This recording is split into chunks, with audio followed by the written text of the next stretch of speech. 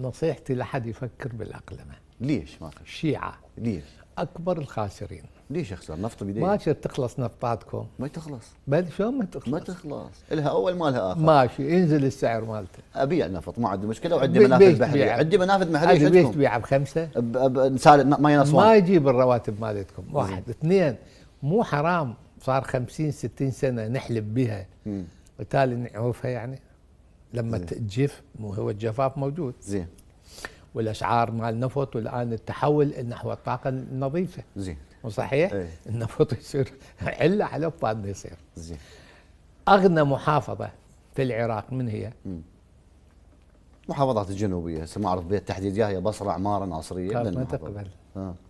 اغنى محافظه بالعراق هي الانبار. بما بالنفط؟ كل شيء. هسه تروح دور ابحث سوي البحث عاد. وهسه انا دا احكي يعني مو بس لك، انا دا احكي ويا الاخوه اللي يدورون اغلى موضوع. وثاني اغنى محافظه بالعراق السماوه. زين.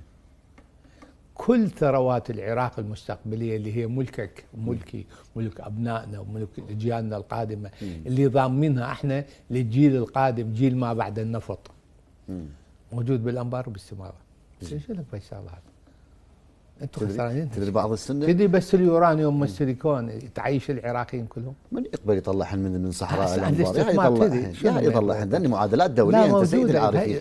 لكن خليني انت سامح دكتور ابتسامتك. حال نفط احنا ضامنيها. الدوله ضامتها.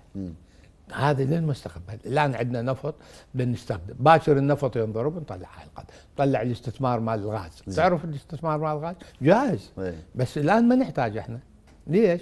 لانه تدري بها قضايا اخرى معينه. من يسمح لكم تلعبون بالغاز؟ فالقصد غاز بس. فالقصد اللي يفكر انه يسوي اقليم شيعي على مود يستبد بالهذه، دجله والفرات منين تفوت؟ ان شاء الله من البصره تصعد لهذه. منين هي تجي؟ تجي من اخر شيء الجماعه يقوموا يبيعون صبور ومي مالح